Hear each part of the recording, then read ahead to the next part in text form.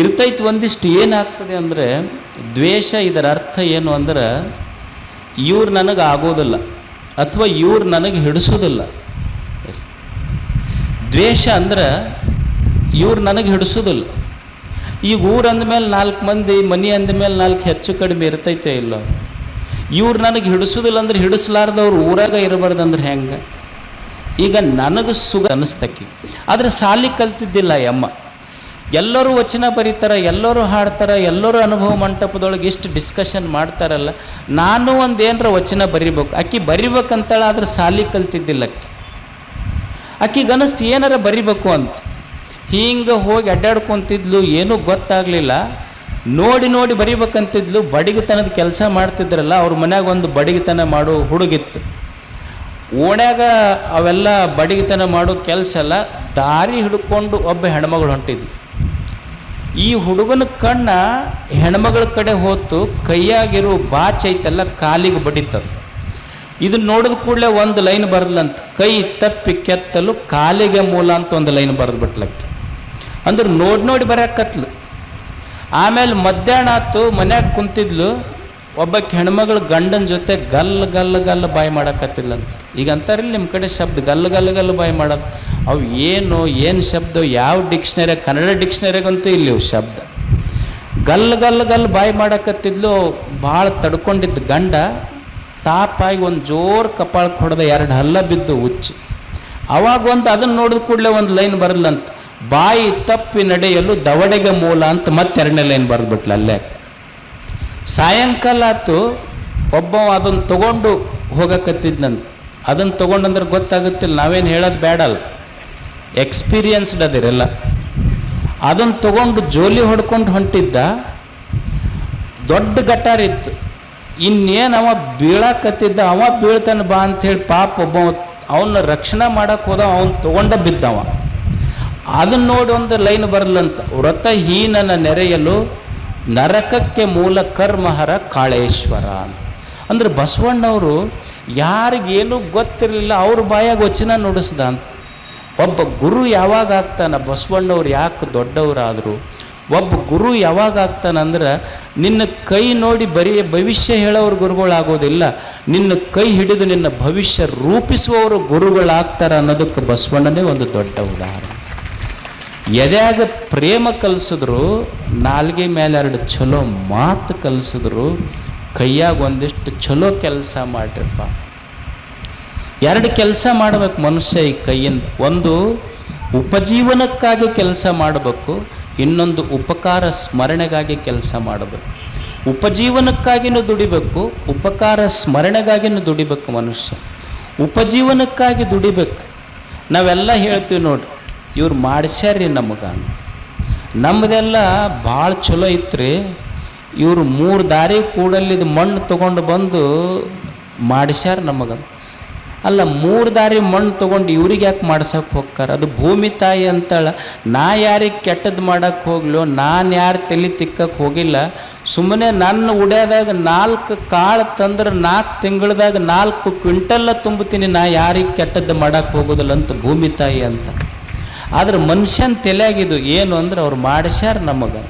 ಒಟ್ಟ ಕಣ್ಣಿಗೆ ಕಾಣ್ತೈತ್ರಿ, ಕೈಗೆ ಹತ್ತೋದಿಲ್ಲ ಅನ್ನೋದಿಲ್ಲ. ಕಣ್ಣಿಗೆ ಕಾಣ್ತೈತಿ, ಒಟ್ಟು ಕೈಗೆ ಹತ್ತೋದಿಲ್ಲ. ಮತ್ತು ಹೋಗಿ ನಂಬರ್ ಹಚ್ಚಿ ಬಂದ್ರೆ ನಿನ್ನ ಕೈಯಾಗ ಯಾಕೆ ಬರ್ತೈತಿ, ಅವ್ರ ಕೈಯಾಗ ಹೋಗ್ತೈತದ. ಭಾರಿ ಭಾರಿ ಭಕ್ತರಿರ್ತಾರೆ. ಈಗ ಸ್ವಾಮಿಗಳಿಗೆ ನಮಸ್ಕಾರ ಮಾಡ್ತಾರಲ್ಲ, ನಮಸ್ಕಾರ ಮಾಡಿದಾಗ ಗುರುಗಳು ಕಲಸಕ್ರಿ ಕೊಟ್ರಂದ್ರೆ ಅವು ಎಣಿಸಿ ಸಹಿತ ನಂಬರ್ ಹಚ್ಚು ಭಕ್ತರಿದಾರೆ ಈಗೆಲ್ಲ. ಮತ್ತು ನೀ ಕಣ್ಣಿಗೆ ಕಾಣ್ತೈತಿ, ಕೈಗೆ ಹತ್ತೋದಿಲ್ಲ ಅಂತ ಬೇರೆಯವ್ರ ಕೈಯಾಗ ಕೊಟ್ಟರೆ ನಿನ್ನ ಕೈಯಾಗ ಹೆಂಗೆ ಇರ್ತೈತಿ ಹೇಳೋದು. ಅದಕ್ಕೆ ಶರಣರು ಕಲಿಸಿದ್ದೇನು ಅಂದ್ರೆ ದುಡಿ ಮೊದಲಂತ. ದುಡಿಬೇಕಂತ. ಕೈಯಾಗ ದಾರ ಕಟ್ಕೊಂಡ ಕೈಗಳಲ್ಲಿ ಲಕ್ಷ್ಮಿ ಇರುವುದಿಲ್ಲ, ದುಡಿಯುವ ಕೈಗಳಲ್ಲಿ ಲಕ್ಷ್ಮಿ ಇರ್ತಾಳನ್ನುವ ಸತ್ಯ ನಾವೆಲ್ಲ ಅರ್ಥ ಮಾಡಬೇಕು. ಹೆಂಗೆ ದುಡಿಬೇಕು ಮನುಷ್ಯ ಅಂದ್ರೆ ಭೂಮಿ ತಾಯಿ ಅಂತಿರ್ಬೇಕು. ನಾನಾ ದಣಿದಿನಪ್ಪ, ನೀ ರೆಸ್ಟ್ ತಗೋ ಹೋಗೋ ಅನ್ನೋವಂಗೆ ದುಡಿಯುವುದನ್ನು ಕಲಿಬೇಕು ಮೊದಲು. ದುಡಿಬೇಕು ಮನುಷ್ಯ, ಆಲಸಿಯಾಗಿರಬಾರ್ದು. ನಾವು ಹೇಳ್ತೀವಿ ನಮ್ಮ ಮನೆ ಮಗ್ಗಲ್ದವರು ಭಾಳ ವೈರಿಗಳದಾರ, ಇಲ್ಲ ನಮ್ಮ ಹೊಲದ ಮಗ್ಗಲ್ದವ್ರು ಭಾಳ ವೈರಿಗಳದಾರ. ಋಷಿ ಏನಂತಾರಂದ್ರೆ, ನಿನ್ನ ವೈರಿ ನಿನ್ನ ಮನೆ ಮಗ್ಗಲ್ದಾಗೂ ಇಲ್ಲ, ನಿನ್ನ ಮನೆ ಮಗ್ಗಲ್ದಾಗೂ ಇಲ್ಲ, ನಿನ್ನ ಮಗ್ಗಲು ಹೊಲದಾಗೂ ಇಲ್ಲ, ನಿನ್ನ ವೈರಿ ನಿನ್ನೊಳಗ ಅದಾನ. ಯಾರು ಅಂದ್ರೆ ನಿನ್ನೊಳಗಿರುವ ನಿನ್ನ ಆಲಸ್ಯತನ ಐತಲ್ಲ, ಅದೇ ನಿನ್ನ ನಿಜವಾದ ಶತ್ರು ಅಷ್ಟೆ. ನಿನ್ನ ಆಲಸ್ಯತನವೇ ನಿನ್ನ ಶತ್ರು. ಮನುಷ್ಯ ದುಡಿಬೇಕಾಗ್ತೈತಲ್ಲ. ಆಲಸ್ಯಂ ಹಿ ಮನುಷ್ಯಾಣಂ ಶರೀರಸ್ಥೋ ಮಹಾನ್ ರಿಪು. ಮನುಷ್ಯನ ದೊಡ್ಡ ವೈರಿ ಅಂದ್ರೆ ಅವನ ಆಲಸ್ಯತನ. ಅದಕ್ಕೆ ಶರಣರು ಕಲಿಸಿದ್ದು ಕಾಯಕ. ಮೊದಲು ಮನುಷ್ಯ ಉಪಜೀವನಕ್ಕಾಗಿ ದುಡಿಬೇಕಾಗ್ತೈತಿ. ನೀನು ಇದ್ದಾಗ ದುಡಿದೇ ಇದ್ರೆ, ಇದ್ದಾಗ ದುಡಿಯುವುದನ್ನು ಕಲಿಯದೇ ಇದ್ರೆ ಹೆತ್ತವರಿಗಲ್ಲ, ನಾಳೆ ಸತ್ತಾಗ ಹೊತ್ತವರಿಗೂ ಈ ಮನುಷ್ಯ ಭಾರ ಆಗುತ್ತಾನೆ. ಅದಕ್ಕೆ ದುಡಿದು ಋಣ ಮುಟ್ಟಿಸ್ಬೇಕಾಗ್ತೈತೆ ಭೂಮಿ. ದುಡಿಯುವುದು ಮೊದಲ ಉಪಜೀವನಕ್ಕಾಗಿ ದುಡಿಬೇಕು. ಈ ಬೊಗರಿ ಆಡಿಸ್ತಿರಲಿ, ಬೊಗರಿ ಆಡಿಸುವಾಗ ನೋಡ್ರಿ, ಬೊಗರಿ ಎಲ್ಲಿವರೆಗೆ ನಿಲ್ತೈತಿ ಅಂದ್ರೆ ಎಲ್ಲಿವರೆಗೆ ತಿರುಗ್ತೈತಿ ಅಲ್ಲಿವರೆಗೆ ನಿಲ್ತೈತಿ. ಯಾವಾಗ ತಿರುಗದು ನಿಲ್ತೈತಿ ಬೊಗರಿ ಬೀಳ್ತೈತಿ. ತಿರುಗುವ ಬೊಗರಿ ನಿಲ್ತೈತಿ, ತಿರುಗದು ನಿಂತಾಗ ಹೆಂಗೆ ಬೊಗರಿ ಬೀಳ್ತೈತೋ ದುಡಿಯುವ ಮನುಷ್ಯ ಚಲೋ ಇರ್ತಾನೆ. ಯಾವಾಗ ದುಡಿಯುವುದು ನಿಲ್ಲಿಸ್ತಾನಲ್ಲ ಅವನು ಸಹಿತ ಕೆಳಗೆ ಬೀಳ್ತಾನೆ. ಮನುಷ್ಯ ದುಡಿಯುವುದನ್ನು ಕಲಿಬೇಕು. ಎರಡಕ್ಕೆ, ಒಂದು ಉಪಜೀವನಕ್ಕಾಗಿ ದುಡಿಬೇಕು, ಇನ್ನೊಂದು ಉಪಕಾರ ಸ್ಮರಣೆಗಾಗಿ ದುಡಿಬೇಕು. ಮನುಷ್ಯ ನನ್ನ ಸಲುವಾಗಿ ಅಲ್ಲ, ನನ್ನನ್ನು ಈ ಜಗತ್ತಿಗೆ ಕರ್ಕೊಂಡು ಬಂದು ಎಷ್ಟು ವಿಷಯ ವಸ್ತುಗಳದಾವಲ್ಲ. ಯಾಕೆ ಮನುಷ್ಯ ಉಪಕಾರ ಮಾಡ್ಬೇಕ್ರಿ? ನಮ್ಮ ಮನೆ ಹೊಲ ನಾವು ಚಂದ ಅದೀವಲ್ಲ, ಇನ್ನೊಬ್ಬರಿಗೆ ಉಪಕಾರ ಮಾಡ್ಯಾರ ಏನು ಮಾಡೋದು ನಾವು ಅಂತ ಅನಿಸ್ತಿರ್ತೈತೆ ನಮಗೆ. ಯಾಕೆ ಉಪಕಾರ ಮಾಡಬೇಕು ಅಂದ್ರೆ ದೇವರು ಈ ನಮ್ಮ ಭೂಮಿಗೆ ಕರ್ಕೊಂಡ್ಬಂದಾನಲ್ಲ, ಬರುವಾಗ ನಾವು ಯಾರೂ ಏನೂ ತಂದಿಲ್ಲ, ಪುಕ್ಕಟೆಯಾಗಿ ಬಂದೀವಿ. ಈಗ ನೀವು ಒಂದು ಸಾಲ ತೊಗೊತೀರಿ ಬ್ಯಾಂಕಿನೊಳಗೆ ಸಾಲ ತೊಗೋಬೇಕಾದ್ರೆ ಹೋದ ಕೂಡಲೇ ಕೊಟ್ಟು ಬಿಡ್ತಾರೆ ನಿಮಗೆ ಎಷ್ಟು ಲಕ್ಷ ಅಷ್ಟು ಲಕ್ಷ. ನೀವು ಬ್ಯಾಂಕಿನೊಳಗೆ ಸಾಲ ತೊಗೋಬೇಕಂದ್ರೆ ಒಂದು ಸೆಕ್ಯೂರಿಟಿ ಇರಬೇಕು, ಮತ್ತೊಬ್ಬರಿಗೆ ಶ್ಯೂರಿಟಿ ಕರ್ಕೊಂಡು ಹೋಗ್ಬೇಕು. ಮಣ್ಣಿನೋ ಹೊಲನೋ ಬಂಗಾರದೋ ನಿಮ್ಮದು ಒತ್ತಿ ಇಟ್ಕೊಂಡು ನಿಮಗೆ ಸಾಲ ಕೊಡ್ತಾರೆ. ಸುಮ್ಮನೆ ವಿಚಾರ ಮಾಡಿರಿ, ನೀವು ಒಂದಿಷ್ಟು 1 ಲಕ್ಷ 2 ಲಕ್ಷ ರೂಪಾಯಿ ಬ್ಯಾಂಕ್ನಾಗ ಸಾಲ ತೊಗೋಬೇಕಂದ್ರೆ ಏನಾದರೂ ಡೆಪಾಸಿಟ್ ಇಟ್ಕೊಂಡು ಕೊಡ್ತಾರೆ. ಭಗವಂತ ದೇವರು ಇಷ್ಟು 100 ವರ್ಷಗಳ ಈ ಜೀವನ ನಮಗೆ ಕೊಟ್ಟನಲ್ಲ, ವಿದೌಟ್ ಡೆಪಾಸಿಟ್ ಕೊಟ್ಟನ. ಅದನ್ನು ಅವನ ಬಗ್ಗೆ ನಾವು ಗೌರವ ಇರಬೇಕಲ್ಲ.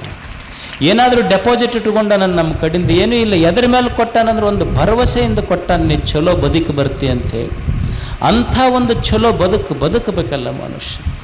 ನೀವು ಹೋಟೆಲ್ದಾಗ ಉಣ್ಣಕ್ಕೆ ಹೋಗ್ರಿ, ನೀವು ಒಂದು ಊಟಕ್ಕೆ 100 ರೂಪಾಯಿ ತೊಗೊತಾರೋ. ಭೂಮಿ ತಾಯಿ ಇಷ್ಟು ವರ್ಷ ಬೆಳೆದಾಳಲ್ಲ, ಏನರ ಕೊಡ್ರಿ ಅಂತ ಕೇಳಾಳೆ ನಮಗೆ. ನೀವೊಂದು ನೀರಿನ ಬಾಟ್ಲಿ ತೊಗೊಳ್ರಿ, 100 ರೂಪಾಯಿ ತೊಗೊತಾರ ಅವ್ರು ಒಂದು ನೀರಿನ ಬಾಟ್ಲಿಗೆ.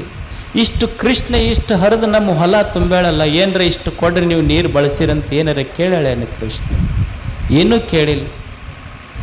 ಇಷ್ಟು ವರ್ಷ ನೀವು ಕರೆಂಟ್ ಬಳಸ್ತೀರಿ, KPTCLನವ್ರು 1 ತಿಂಗಳಾತಂದ್ರೆ ಬಿಲ್ ಹಚ್ಕೊಂಡು ಬರ್ತಾರೆ ನಿಮಗೆ ಇಷ್ಟು ಕೊಡ್ಬೇಕಂತೇಳಿ. ಸೂರ್ಯ ಚಂದ್ರರಂಥ ಆರದ ದೀಪಗಳನ್ನು ದೇವರು ತೇಲಿ ಬಿಟ್ಟಾನಲ್ಲ, ಏನಾದರೂ ಕೇಳ ನನ್ನ ಬಿಲ್ ಕೊಡ್ರಿ ಅಂತ ಸೂರ್ಯ ಕೇಳ್ಯಾನೋ ಚಂದ್ರ ಕೇಳ್ಯಾನೋ? ಯಾರು ಕೇಳ್ಯಾರ? ಯಾರೂ ಕೇಳಿಲ್ಲ. ಮತ್ತು ಅವೆಲ್ಲ ಪುಕ್ಕಟೆಯಾಗಿ ಕೊಟ್ಟಾನ. ನಿಮ್ಮ ಸೈಕಲ್, ಒಂದು ಗಾಡಿ ಮೋಟರ್ ಸೈಕಲ್ ತೊಗೊಂಡು ಹೋಗ್ತೀರಿ, ಸುಮ್ಮನೆ ಒಂದು ಮುಳ್ಳು ಚುಸ್ತಂದ್ರೆ ಗಾಡಿ ಪಂಚರ್ ಆಗುತ್ತೆ. ಇಲ್ಲಿ ಪಂಚರ್ ತಿದ್ದವನಿಗೆ 10 ರೂಪಾಯಿ ಕೊಟ್ಟು ಬರ್ತೀರಿ. ಇಲ್ಲಿ ನಿಮ್ಮ ಗಾಡಿ ಪಂಚರ್ ಆದ್ರೆ ಪಂಚರ್ ತಿದ್ದವನಿಗೆ 10 ರೂಪಾಯಿ ಕೊಟ್ಟು ಬರ್ತೀರಿ.